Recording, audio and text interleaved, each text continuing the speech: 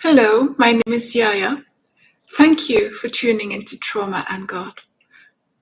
I know from personal experience that healing from a black cloud of trauma is possible, but it takes time.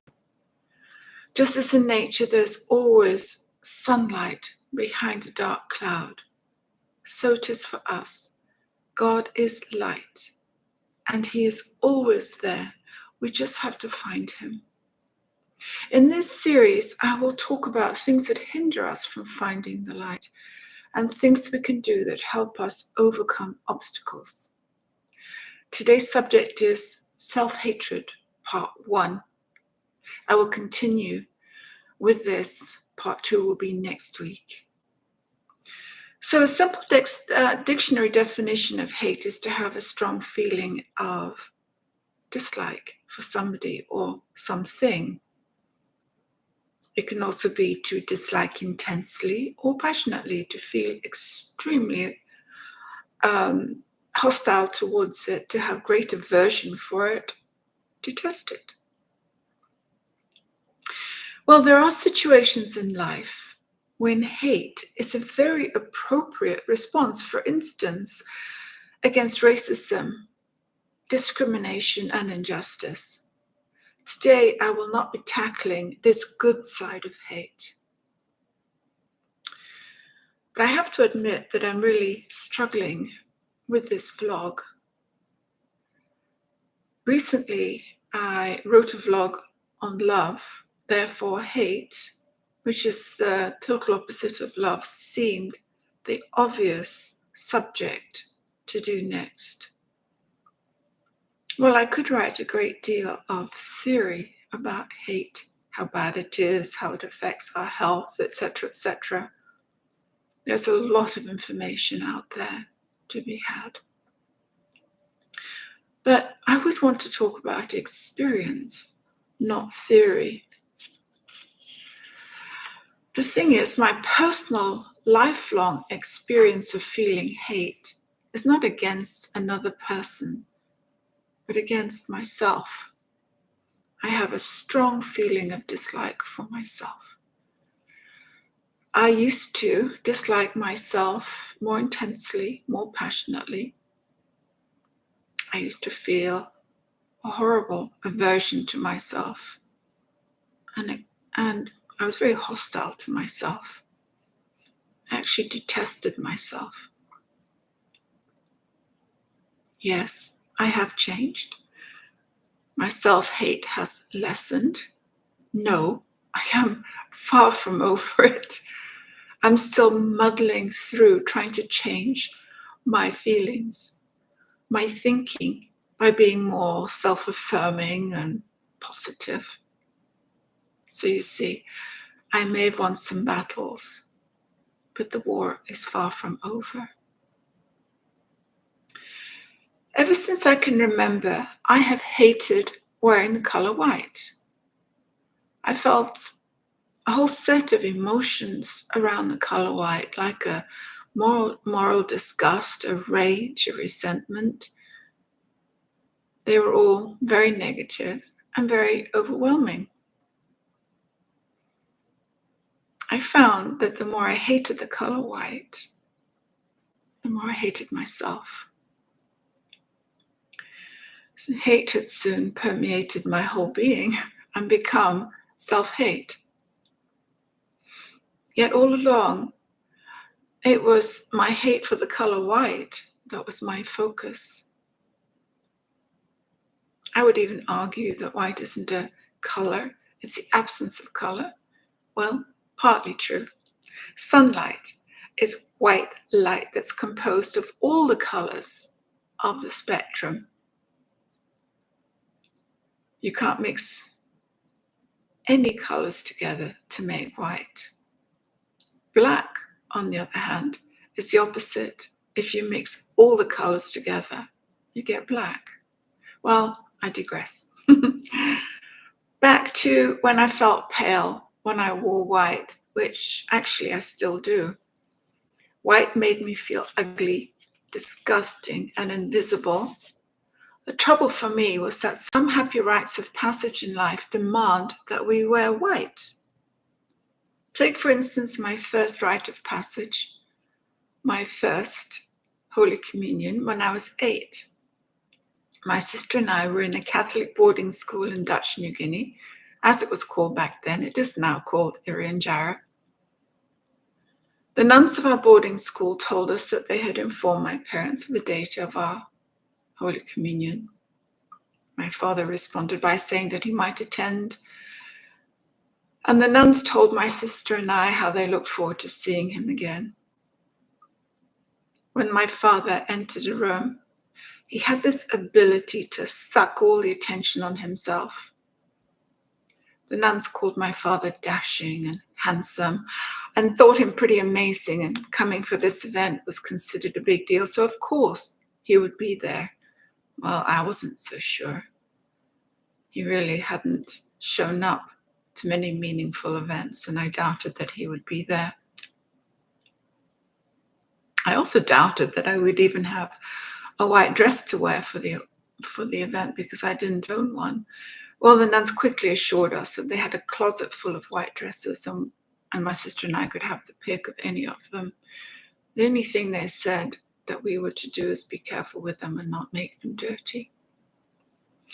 Well, my sister tried on her choice of white dress, and she sparkles in white, and the dress looked absolutely beautiful on her. Knowing that I would look hideously ugly in my white dress, it hardly mattered which dress I chose. I ended up picking the simplest dress I could find. I didn't want to draw any attention to myself. Well, even though I worked so hard to not be noticed, the nuns said that I looked beautiful. I didn't believe them. I thought they just said that to make me feel better. Well, the actual day of our first Holy Communion rolled around. We had a nun assigned to our room, and she looked after our physical needs, and she took great care with our hair and our appearance on that day. I loved her very much. She was very short in stature and very old. She even had to stand up on a stool to reach the top of our heads to comb our hair. Although she was loving and did the best that she knew how, I still felt ugly. There was a reception planned following the church ceremony. This was held in the refectory of the convent, and before the event, all the students in the boarding school had been asked to help decorate this large area. So some of us cut wide ribbons of red crepe paper, while others hung them over everything to make it look festive, and it did. I just remember there was an awful lot of red crepe paper used that day. The Catholic church, which stood at the top of the hill, was also festooned in that manner. We had done the same inside the church building with ribbons of red crepe paper. Well, Father did not show up. I was momentarily disappointed. Then I thought I was a very strange child, because although I longed to see my father very much, when I did, I would just say a quick hello and then move far away from him. I was in fact very afraid of him. Therefore, not seeing him, although it was disappointing, was perhaps easier to handle. After the ceremony in the church, families mingled together, chatting gaily, and I felt totally out of place. I asked a nun if I could walk back down to the convent and help set up the food. It was a good 10-minute walk. I think she saw my misery, for she quickly said, "Oh, yes, of course. But could you take this pile of red crepe paper back with you? Please keep it dry. Hurry, hurry, the monsoon rains are about to start." Well, you have to experience monsoon rains to truly appreciate how quickly solid, rock-hard mud gets turned into wet, oozing, slimy clay. During the dry part of the day, this slime would set back into hard rock, and it was difficult to run across the rutted, pitted surface. You had to carefully choose your steps or you would twist your ankles. When the rains came, the dried mud turned into this oozing redness that tried to hold onto your feet and usually claimed your shoes. So you'd have to stop and dig them out, and then found it was easier to go barefoot than to find your shoes each step. Well, halfway down the hill, dark clouds started to deposit their large drops of monsoon rains, and I quickened my pace and I hugged the red crepe paper tight into my body. Some nuns were waiting at the convent and opened the door for me and let me in. I stepped into the dry and stammered, "I'm so sorry. I tried so hard to keep it dry." When I handed the wet crepe paper over, I saw their faces and looked down to where their eyes were on my dress. The whole stomach of my area of my dress was bright red. I started shaking uncontrollably, crying, and I screamed out in anguish. The nuns attempted to comfort me by saying, "It doesn't matter, dear, it doesn't matter, it's only a dress." But I couldn't hear a single word they said. I didn't want to be touched. I was inconsolable. I ran away to my room feeling very embarrassed and wanting to hide from everyone, which is what I did. I kept telling myself how stupid I was. I don't know why I'd made such a noise and why I reacted so badly. Just as well my father wasn't there. He would have punished me severely for my emotional outburst. That's what he did. This only went to prove that I was indeed bad, too loud, and deserved the punishment. Well, on my bed, I kept trying to figure out why I was so upset. Was it because the crepe paper was wet? Or because my dress was ruined? I just didn't know. And I came to the conclusion that I was just intrinsically bad. There was just nothing good in me. In fact, I was probably evil. A few years later, back in the Netherlands, I had to have a second First Holy Communion, for the one we had in the tropics apparently didn't count. This time, my immediate family, my aunts, cousins, uncles, everyone were there. And their presence made no difference to my mood. I was wearing white. And because of that, I just felt ugly and disgusting, and I was miserable the whole day. As I knew I would be punished if I was too loud, I just kept very quiet. I was already bad. I didn't want to be punished anymore. Family members thought I looked miserable, and they couldn't understand why, because it was such a happy day. And they even speculated that perhaps I was just ungrateful for all the things that had been done for me. I kept quiet. I just didn't know what to say. Years later, another rite of passage loomed, my wedding day. My wedding dress posed a huge emotional problem for me. By now, my dislike of white had grown to a loathing of white. And at that time, pure white was the only available color for a wedding dress. Therefore, I didn't care what style of dress I wore because I knew I would feel ugly and disgusting in it regardless. As it was, my wedding dress had to be secondhand because my fiancé was paying for the wedding. I didn't mind one bit. My parents had told us they were not going to help us. And my father had even refused to attend our wedding. We plowed on regardless with our plans. Well, my fiance's work colleague had just got married, and his wife was selling her dress. It fit me, and we bought it. It was a nice dress. I wore it on my wedding day, and I felt ugly and disgusting. People said I was a beautiful bride, but I didn't believe them. My husband said I looked beautiful, but then he had to say that, didn't he?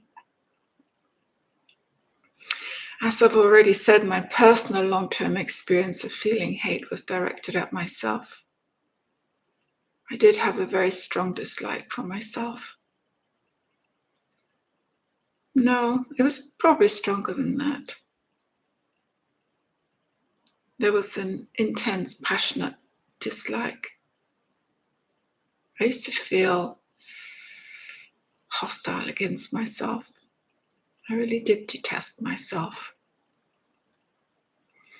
Any form of hate has a way of growing and consuming your whole being.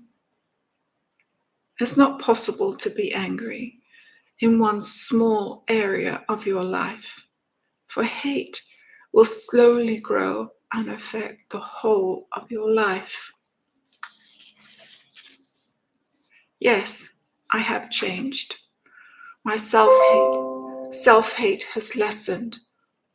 No, I am not over it. I'm still muddling through it, trying to change my thinking and become more self-affirming and positive.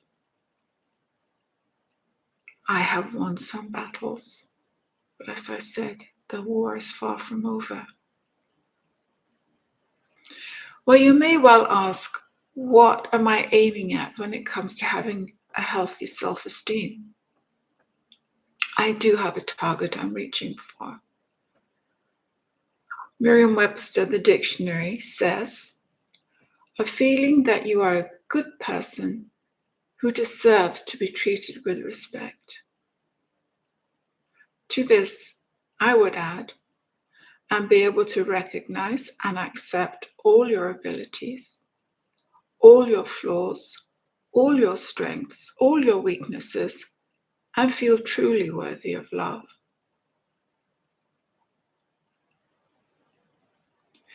I changed the most at a time in my life when I felt God's love deep inside my being. I had felt God's love for me when I was about 3 years old. Then trauma happened, and as a result, I lost that connection, that experience I had of being able to feel love from God. Then as I grew up, of course, love and marriage happened. And it had given me even more reason to change my self-hate. I could see that my self-hate had the capacity to destroy not only me, but also overwhelm the good that was present in our marriage. Simultaneously, I had to clear a huge pile of emotional debris to get back to that place of being able to experience God's love again. I wanted that so much. Love is the antidote to hate of any kind, and perfect love is the perfect antidote. In the Bible, in the book of 1 John chapter 4, verses 9 to 11, it says, by this is the love of God displayed in us, in that God sent his one and only begotten Son into the world, so that we might live through him. In this is love, not that we loved God, but that he loved us and sent his Son to be the atoning sacrifice of our sins, fulfilling God's requirements for justice against sin and placating his wrath. Beloved, if God so loved us in this incredible way, We also ought to love one another. And I would add, and ourselves. I will continue this theme of self-hate next week in part 2 and include many things that have helped me. Please subscribe and tell others if you found this vlog helpful. You may email me at yaya@traumaandgod@gmail.com or read my personal story, Snakes in the Loo, at Amazon Books. If this stirs things in you, please reach out and talk to a mental health professional. In the US, help is also available at the following: Suicide and Crisis Helpline 1-800-273-TALK. Rape, Abuse and Incest National Helpline at 1-800-656-HOPE. God is for you, and so am I.